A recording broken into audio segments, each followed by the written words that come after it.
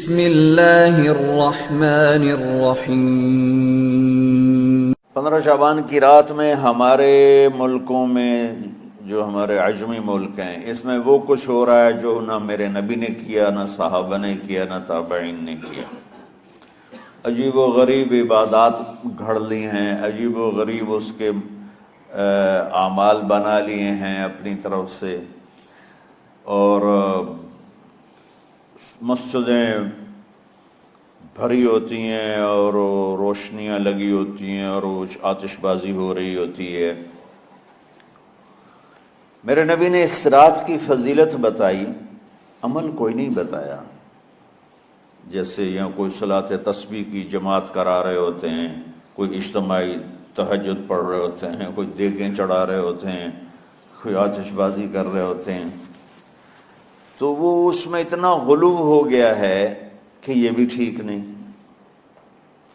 اور کچھ علماء نے اس کے رد میں اس کا اتنا انکار کیا ہے کہ اس رات کی کوئی فضیلت ہے ہی نہیں، یہ بھی ٹھیک نہیں۔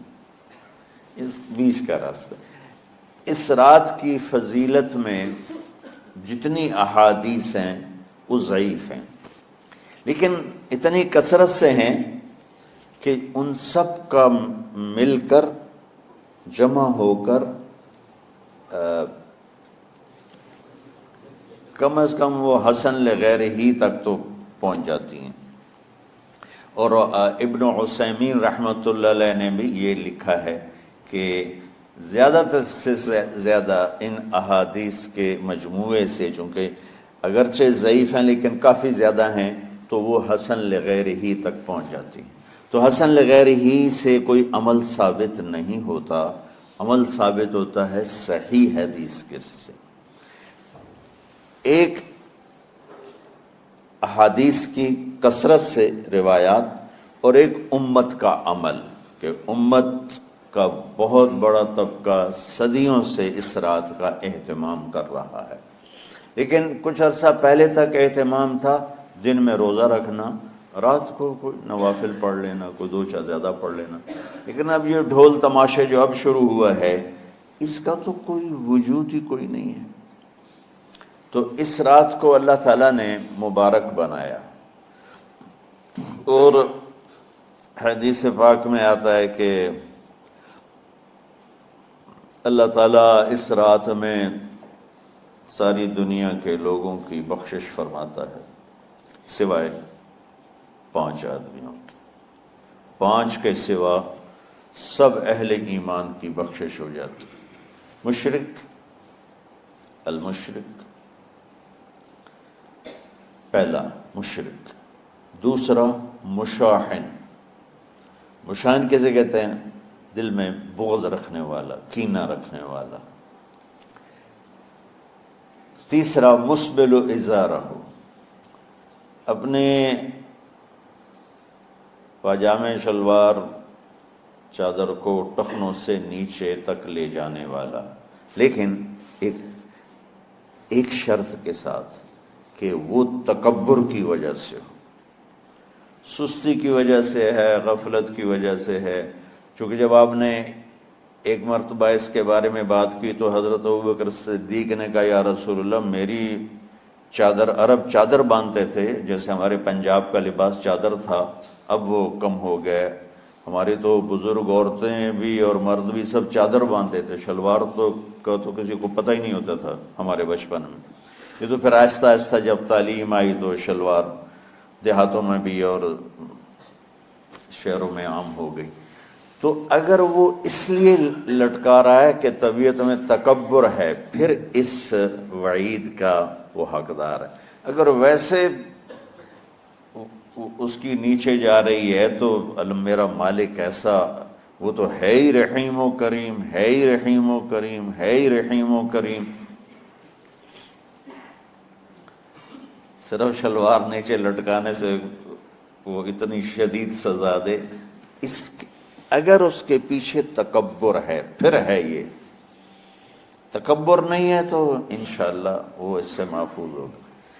تو اپنی چادر کو لٹکانے والا، لیکن بشرط تکبر۔ کتنے ہو گئے؟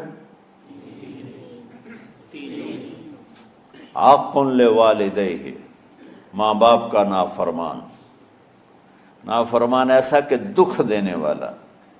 چھوٹی موٹی اونچ نیچ تو ہر بچے سے ہو جاتی ہے، نہیں، جن نے والدین کو ٹکڑے ٹکڑے کر دیا ہو اور ان کو دکھ دے دے دے دے کے ان کا سینہ چیر دیا ہو، چونکہ آپ کہتے ہیں پرزے پرزے کرنا کسی چیز کو، تو اپنے دکھ دے کر اپنی بدتمیزی کے ساتھ اس نے ماں باپ کا دل زخمی کر دیا ہو، ایک یہ نہیں معاف ہوتا۔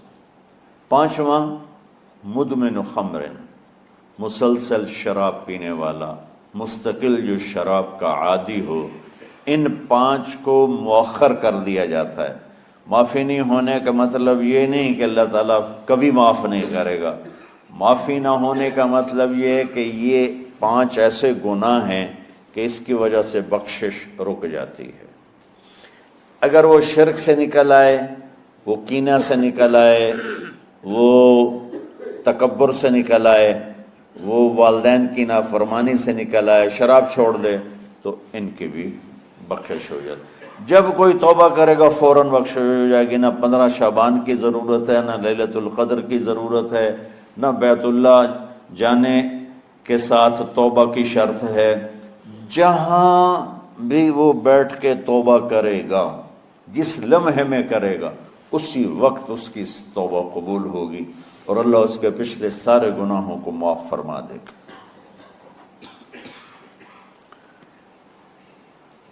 دن کا روزہ، رات کا قیام، زیادہ زیادہ قیام سے مراد نوافل ہیں، کوئی گھر میں پڑھ لے، کوئی مسجد میں پڑھ لے۔ نوافل، نفلی عبادات گھر میں ہی افضل ہوتی ہیں۔ میرے نبی سنتیں ہمیشہ گھر سے پڑھ کے آتے تھے، تہجد اپنے گھر میں پڑھتے تھے، مسجد میں نہیں پڑھتے تھے، سوائے اعتکاف کے آپ اپنے نوافل سنتیں سب گھر میں پڑھتے تھے، اور مسجد میں صرف فرض آ کے ادا فرماتے تھے، اور اس کے بعد بیٹھنا ہوتا تھا تو بیٹھ جاتے تھے، اٹھنا ہوتا تھا تو اٹھ جاتے تھے۔ تو اعتدال اللہ کو ہر چیز میں پسند ہے۔ دنیا جو مختصر ہے اس میں کیسے پسند نہیں ہوگا؟ آخرت جیسے معاملے میں بھی اللہ ہم سے کہہ رہا ہے اعتدال، امتن وسطا۔ ایسے عیسائیوں کی طرح ترک دنیا بھی نہ کرو، یہودیوں کی طرح دنیا کے پیچھے نہ پڑ جاؤ، رزق حلال بھی کماؤ، اپنے بچوں کو بھی دیکھو، اپنے فرائض کو بھی دیکھو جو دنیاوی ہیں، اور اللہ سے بھی اپنا معاملہ ٹھیک کرو اور درست کرو۔ بعد کے زمانے میں صحابہ کے بعد سے ہی ایک انتہا پسندی امت میں آئی، ساری ساری رات جاگنا۔ فلاں بزرگ تھے، وہ رسے سے اپنے بالوں کو باندھ لیتے تھے کہ نماز پڑھتے پڑھتے جب نیند آئے اور جھٹکا لگے تو رسے سے بندھے ہوئے بالوں سے اس جھٹکے سے تکلیف ہو اور ان کی آنکھ کھل جائے اور پھر نفلوں میں شروع ہو جائے۔ ایک فلاں بزرگ تھے، وہ اپنے آنکھوں میں نمک کا سرما لگاتے تھے تاکہ آنکھیں جل جائیں، اس میں وہ جلن پیدا ہو جائے اور نیند اڑ جائے۔ یہ ایسے واقعات بھرے پڑے ہیں۔ فلاں بزرگ تھے، انہوں نے 30 سال عشاء کے وضو سے فجر کی نماز ادا کی۔ یہ اپنی جگہ پہ بزرگی ہے، لیکن یہ بھائیو یہ دین ہم پیش نہیں کر سکتے۔ فلاں بزرگ تھے، وہ 30 سال سے ستو کھا رہے تھے کہ روٹی کھانے اور ستو کھانے میں 70 دفعہ سبحان اللہ کا فرق پڑ جاتا ہے، تو روٹی کھائیں تو 70 دفعہ سبحان اللہ کم کہہ سکتے ہیں، اور ستو کھائیں تو 70 دفعہ سبحان اللہ زیادہ کہہ سکتے ہیں۔ تو لہٰذا انہوں نے کہا مجھے تو 30 سال ہو گئے، میں تو ستو کھا رہا ہوں، میں تو روٹی نہیں کھا رہا۔ یہ دین نہیں ہے، یعنی یہ وہ دین نہیں جو ہم انسانیت کو پیش کر سکتے۔ یہ تو لوگوں کو دوڑانے والی بات، یہ راہبانیت کی شکل ہے۔ یہ وہ دین نہیں جو ہم لوگوں کو پیش کریں گے تو وہ کہیں گے واہ واہ واہ واہ کیا دین ہے بھائی، قبول کرو۔ یہ ایک قسم کا غلو آیا۔ میں ایک حدیث سناتا ہوں، بخاری شریف میں بھی ہے، مجھے اب ہر شے بھول گئی، لیکن وہ ہے نہی الغلو، اس طرح کر کے آپ لوگ زیادہ جانتے ہوں گے جو پڑھ رہے ہیں کہ غلو سے نہیں۔ حدیث آپ کو سب کو یاد ہوگی کہ 3 صحابہ آئے اللہ کے نبی کے گھر اور پوچھا کہ اللہ کے نبی رات کیسے گزارتے ہیں؟ تو گھر والوں نے کہا سوتے بھی ہیں، جاگتے بھی ہیں، کھاتے بھی ہیں۔ تو وہ تینوں آپس میں کہنے لگے وہ تو نبی ہیں، سوئیں بھی تو کوئی بات نہیں، اور شادی ہے کوئی بات نہیں، ہم تو نبی نہیں، ہمیں تو کچھ کرنا چاہیے۔ ایک نے کہا کہ میں ساری زندگی روزہ نہیں چھوڑوں گا، ایک نے کہا کہ میں ساری زندگی سوؤں گا نہیں، ایک نے کہا میں ساری زندگی شادی نہیں کروں گا۔ تو دیکھنے میں تو واہ واہ کیا بڑی بزرگی ہے بھائی، بڑے بزرگ ہیں۔ ہمارے نبی کو پتہ چلا، آپ نے تینوں کو بلا لیا، کہ تم مجھ سے زیادہ اللہ سے ڈرنے والے ہو، میں تم سے انا اتقاکم یا اخشاکم، الفاظ آپ لوگ کو زیادہ یاد ہوں گے لیکن مفہوم میں صحیح پیش کر رہا ہوں۔ آپ نے کہا میں تم سے زیادہ اللہ کو جانتا ہوں، تم سے زیادہ اللہ سے ڈرتا ہوں، میں سوتا بھی ہوں، میں کھاتا بھی ہوں، میں روزے بھی رکھتا ہوں، میں چھوڑ بھی دیتا ہوں، میری بیویاں بھی ہیں، میں اپنی بیویوں کے پاس بھی جاتا ہوں۔ تم دین میں غلو سے بچو، پہلے امتوں کو ہلاک کر دیا دین میں غلو۔